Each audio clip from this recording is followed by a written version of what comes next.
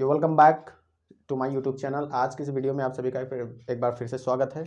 आज की इस वीडियो में हम आपको बताने वाले हैं इंग्लिश स्पीकिंग से रिलेटेड बहुत ही इंपॉर्टेंट चीज़। अगर आप ग्रामर के स्टूडेंट्स हैं तो आपके लिए आज का वीडियो बहुत ही आसान होने वाला है। लेकिन यदि आप इंग्लिश स्पीकिंग सीख रहे हैं और उसमें आपको कुछ अड़चने आ रही हैं, आपको कुछ ऐसा हर्डल्स फील हो रहा है कि नहीं, मुझे अभी कुछ फील हो रहा है कि मुझे कुछ इंट्रोगेटिव सेंटेंसेस में नहीं बना पा रहा हूँ, तो आज की इस वीडियो में आप एंड तक बने रहिए और आप देखिए कि कैसे छोटे छोटे वर्ड्स आपके इंग्लिश स्पीकिंग को ख़राब कर देते हैं।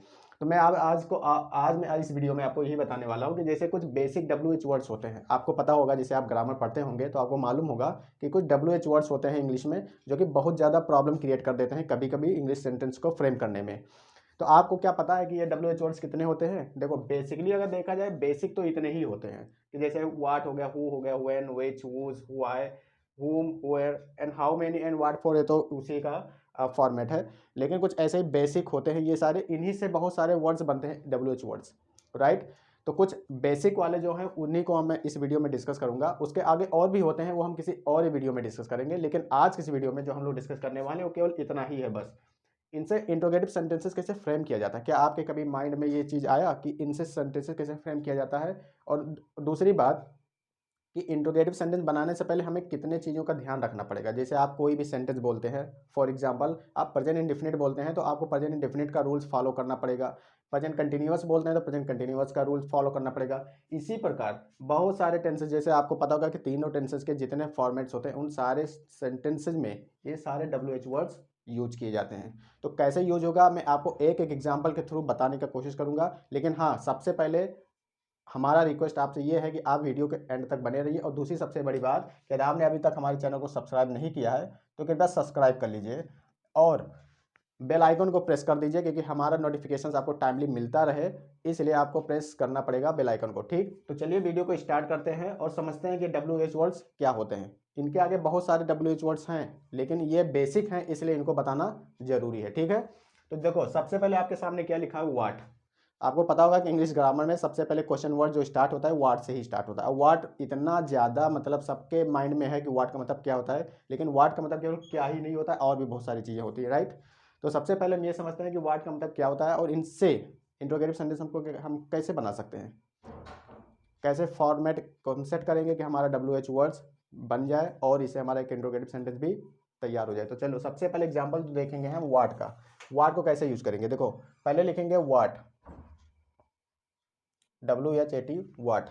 इसके बगल में आपको वो हेल्पिंग वर्ब लगाना पड़ेगा जिस जिस सेंटेंस में, यानी कि जो टेंस आप यूज कर रहे हैं। फॉर एग्जांपल कि आप समझ लो कि प्रेजेंट इंडेफिनिट टेंस यूज कर रहे हैं, ठीक। तो प्रेजेंट इंडेफिनिट टेंस का जो हेल्पिंग वर्ब होता है डू या डज होता है, ठीक। तो वाट के बगल में पहले डू और या डज, इन दोनों में कोई एक ही आएगा अकॉर्डिंग टू द सब्जेक्ट, ठीक। तो मैं यहाँ पर डू हटा करके डज ले लेता हूँ, वाट डज, राइट। मैंने यहाँ पर डज किसके अकॉर्डिंग लिया, सब्जेक्ट के अकॉर्डिंग। और सब्जेक्ट अभी मेरा क्या है, मैं अभी आगे लिखने वाला हूँ, ठीक। What does he, what does he do, question mark लगा दीजिए क्योंकि ये सेंटेंस किस में है, को इंट्रोगेटिव सेंटेंस में, ठीक। तो व्हाट डज ही डू, वो क्या करता है, राइट। तो देखो यहाँ पर आ गया ना क्या, इसीलिए हमने यहाँ पर क्या की इंग्लिश क्या लिख दिया, what. What does he do. अच्छा, व्हाट अबाउट दो sentences which don't have any what, कैसे आप बनाएंगे वो सेंटेंस को जिसमें वाट होता ही नहीं लेकिन वो सेंटेंस क्या से स्टार्ट होता है। तो आपको पता होगा कि हिंदी में एक सेंटेंस होता है क्या से स्टार्ट होता है, क्या तुम बाजार जाते हो। अब देखो इसको आप कैसे बनाएंगे, इसमें आपको अगर वाट लगाना है तो आपका सेंटेंस गलत हो जाएगा। क्यों? क्योंकि यस नो टाइप होता है। इंग्लिश में दो प्रकार के क्वेश्चन सेंटेंसेस होता है, एक होता है यस नो टाइप, एक होता है WHO यानी कि व्हाई टाइप। तो आज की इस वीडियो में हम लोग केवल व्हाई टाइप पढ़ रहे हैं, यस नो टाइप नहीं पढ़ रहे, ठीक है। तो इसमें जो आपका क्या आया है यहाँ पर WHAT यानी कि व्हाट नहीं लिखा जाएगा, ठीक है। तो इसको मिटाल देते हैं। इसमें आपका देखो वाट लग गया, ये WH वर्ड होता है, ठीक है। वाट डज ही डू, वो क्या करता है। अगर यहाँ पर आपको ये लिखना हो कि वह क्या कर रहा है तो हमको यहाँ पर वाट का जैसे लिखा है वैसे ही लिखना पड़ेगा, लेकिन इसमें हमको डज रिप्लेस करना पड़ेगा। किसके जगह पर लिखना पड़ेगा इसको, इज, एम, वाज, वर्ड, जो भी कुछ हमारा सेंटेंस होता है उसी के अकॉर्डिंग। नेक्स्ट है WH वर्ड। देखो हु का यूज कब किया जाता है, हु का यूज हमें किसी के बारे में जानना होता है ना, तब हु का यूज किया जाता है। कि जैसे सपोज कि वो बंदा कौन है, तो वहाँ पर हमने यूज किया हिंदी में कौन, ठीक है। तो वहाँ पर हम WHO का यूज करेंगे, ठीक है। जैसे WHO का मतलब होता है कौन, तो सिंपल में आप आसानी से लिख सकते हैं, जैसे who is he, question word लगा दीजिए। नेक्स्ट फिर लिख सकते हैं आप हु इज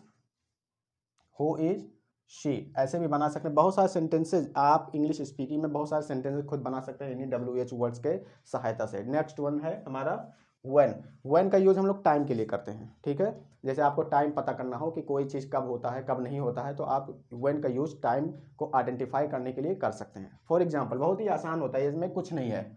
व्हेन का यूज आप टाइम के लिए, जैसे कब, जैसे आप कब उठते हो, ठीक है, तो कब के लिए आप लगाएंगे व्हेन, ठीक, व्हेन। और आपका अगर प्रेजेंट डेफिनेट में रखना है तो प्रेजेंट डेफिनेट में हमने को बताया आपको कि डू या डज, इन्हीं दोनों में से किसी एक का यूज करना पड़ेगा अकॉर्डिंग टू द सब्जेक्ट। तो व्हेन डू, आपको पता है कि यू प्लूरल में काउंट किया जाता है, इसलिए डू के हमेशा डू यू के लिए ही लगता है। तो when do you get up, right, और क्वेश्चन मार्क लगा दीजिए। तो यहाँ पर आपका WH वर्ड यूज हो गया, WHEN, यानी कि व्हेन का मतलब होता है कब। अच्छा, कमेंट सेक्शन में मुझे लिखकर बताइए कि जब की इंग्लिश क्या होगी। अगर व्हेन का मतलब कब, तो जब का इंग्लिश क्या होगा, कमेंट सेक्शन में लिखकर बताइए। ये आपका क्वेश्चन। WHICH विच का मतलब क्या होता है, इसमें बहुत सारे कंफ्यूजन बने रहते हैं हमेशा कि विच का यूज हम कब करते हैं। देखो, विच का यूज हम लोग दो तरीके से कर सकते हैं। पहला तो यूज विच का बगल में कोई नाउन आएगा, ठीक, जैसे विच बुक। लेकिन अगर इंट्रोगेटिव सेंटेंस में हमको इसको यूज करना है, यानी कि एज अ प्रोनाउन, तो विच के बगल में हमेशा हेल्पिंग वर्ब आएगा, ठीक है। और उसका मतलब क्या होता है कि दोनों में से कौन, ठीक है। इसमें एक चॉइस होता है, जो हमारा विच होता है उसमें एक चॉइस होता है कि दो चीज़ों में कोई एक चीज़ को जब आप चूज करते हैं तो वहाँ पर हम लोग विच का यूज करते हैं। देखो, इसलिए इसको यूज कर सकते हैं इस तरह, which do you like the most. आप देखो, इस सेंटेंस में थोड़ा अधूरापन कुछ लगा कि which do you like the most, मतलब सब आपको अगर कोई दो चीज़ दिखाया गया है और उसमें आपसे पूछा जा रहा है कि दोनों में से आपको कौन सा सबसे ज़्यादा पसंद है, तो आपसे जो पूछेगा वो इसी तरह पूछेगा कि which do you like the most, यानी कि दोनों में से आपको सबसे ज़्यादा कौन पसंद था या कौन पसंद है। तो विच का जो हिंदी होता है वो होता है कौन सा, ठीक है। Which do you like the most मतलब दोनों में से आपको कौन सा सबसे ज़्यादा पसंद था। नेक्स्ट है हुज। हुज का यूज हम लोग किसके लिए करते हैं, किसका, यानी कि जैसे हम पूछते हैं ना कि ये किसका बुक है, ये वो किसका मकान है, ये किसका मोबाइल है, ये किसका मार्कर है, तो इस तरह से हम लोग हुज का यूज करते हैं। और हुज हमारा प्रोनाउन होता है, वो भी पजेसिव वाला, ठीक है। तो देखो, हुज माने किसका, पहले ही लिखा जाएगा इसको, हुज, ठीक, book, whose book is this, whose book is this. अब देखो यहाँ पर पजेसिव मैंने बताया ना कि जैसे पजेसिव एडजेक्टिव भी बोल सकते हैं इसको। तो पजेसिव एडजेक्टिव में क्या होता है कि हुज के बगल में कोई नाउन या कोई नाउन जरूर आएगा, ठीक है। तो ये बुक किसका है, हुज माने किसका, और कौन किसका, बुक, यानी कि किसका बुक। तो आप हमेशा याद रखिए कि हुज के बगल में कोई नाउन जरूर आता है, क्योंकि पजेसिव माना जाता है ना, उसको किसी का अधिकार होता है उस पर। तो हुज के बगल में हमेशा आपको एक नाउन मिलेगा ही मिलेगा, ठीक है। हुज बुक इज दिस, या किसका बुक है, हुज हाउस इज दिस, या किसका घर है, हुज मोबाइल इज दिस, या किसका मोबाइल है, ठीक, इस तरह। अब नेक्स्ट जो है वाई से हमेशा रीजन पता किया जाता है। वाई का यूज हमेशा रीजन को आइडेंटिफाई करने के लिए किया जाता है। जैसे किसी का रीजन, जैसे why have you done this, माने आपने इसको क्यों किया। Why are you telling me this, आप मुझे ये क्यों बता रहे हैं, लाइक दिस, ठीक है। तो वाई का यूज हमेशा क्यों के लिए किया जाता है, यानी कि रीजन के लिए। तो वाई लिख दीजिए आराम से, और वाई के बगल में आप कोई भी हेल्पिंग वर्ब लगा सकते हैं, जैसे why are you, why are you, why are you telling me this, आप मुझे इसे क्यों बता रहे हैं। तो वाई आपका रीजन हो गया, और क्वेश्चन पूछा जा रहा है कि why are you telling me this, यानी कि आप मुझे इसे क्यों बता रहे हैं, ठीक है। तो नेक्स्ट वर्ड है हुम। अब होम का यूज कहाँ किया जाता है, आपके माइंड में क्वेश्चन उठ रहा होगा कि होम मतलब क्या होता है। अगर हुज माने किसका, तो होम माने किसको, ठीक है। हुज और होम में अंतर होता है। हुज के बगल में मैंने आपको बताया कि कोई नाउन आएगा क्योंकि पजेसिव माना जाता है, लेकिन जो होम होता है उसके बगल में कोई नाउन नहीं आता, क्योंकि ये अपने आप में एक सब्जेक्ट का काम करता है, ठीक है। तो होम माने किसको, तो इस तरह से आप यूज कर सकते हैं, whom, whom are you, whom are you talking about, माने आप किसके बारे में बात कर रहे हैं। तो देखो, होम के बगल में कोई नाउन नहीं आया, क्यों, क्योंकि ये सब्जेक्ट का काम करता है ना, हमेशा ये सब्जेक्ट का काम करता है। तो आपको जब ये पूछ रहे कि किसको, मतलब home do you wanna love, यानी आप किसको प्रेम करना चाहते हैं। होम डू वाना गिव दिस पेन, आप ये पेन किसको देना चाहते हैं। तो आप जब कभी लगाना है आपको किसको, यानी कि किसको, हिंदी में तात्पर्य होता है इसका किसको, तो आप होम का यूज कर सकते हैं, यानी कि whom are you talking about, यानी आप किसके बारे में बात कर रहे हैं, ठीक है। नेक्स्ट वन है हुएर। हुएर का मतलब होता है कहाँ, और इसका यूज आप हमेशा कहाँ करते हैं, यानी कि किसी प्लेस के लिए किया जाता है, ठीक है। जब प्लेस से तात्पर्य हो आपका, या प्लेस से यानी कि किसी ज़मीन से या जगह से बात हो, तो कहाँ का यूज किया जाता है। जैसे फॉर एग्जांपल आप कहाँ जा रहे हैं, ठीक है, तो कहाँ की इंग्लिश होती है हुएर। तो हुएर आप आसानी से लगा सकते हैं, हुएर। इसके बगल में कोई आप एक हेल्पिंग वर्ब लगा दीजिए, तो where are you going, where are you going, इस तरह वेयर आर यू गोइंग, मतलब आप कहाँ जा रहे हैं। अच्छा, कमेंट सेक्शन में लिखकर बताइए कि जब कहाँ की इंग्लिश वेयर, तो जहाँ की इंग्लिश क्या होगी, लिखकर बताइए।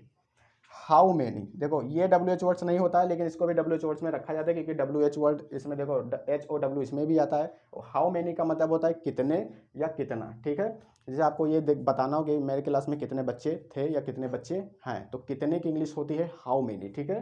तो आप बहुत ही आसानी से बना सकते हैं, जैसे how many children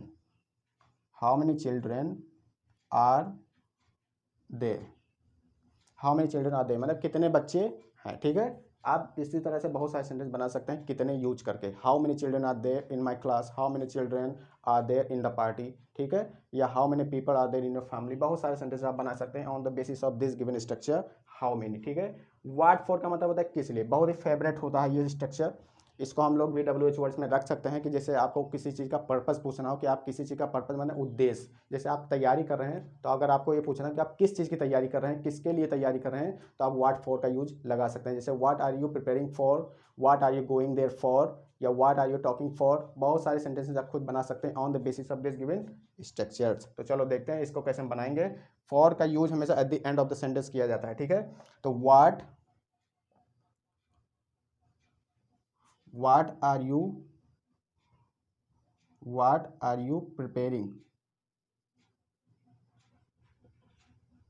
what are you preparing for, मतलब आप किस चीज़ के लिए तैयारी कर रहे हैं या आप किसके लिए तैयारी करें, ठीक है। तो what are you preparing for, देखो फॉर आपका at the end of the sentence आ गया, और व्हाट आपका स्टार्टिंग में आ गया, और ये इंट्रोगेटिव सेंटेंस होता है, ठीक है। तो किसके लिए मतलब किसके लिए आप तैयारी कर रहे हैं, यानी कि what are you preparing for.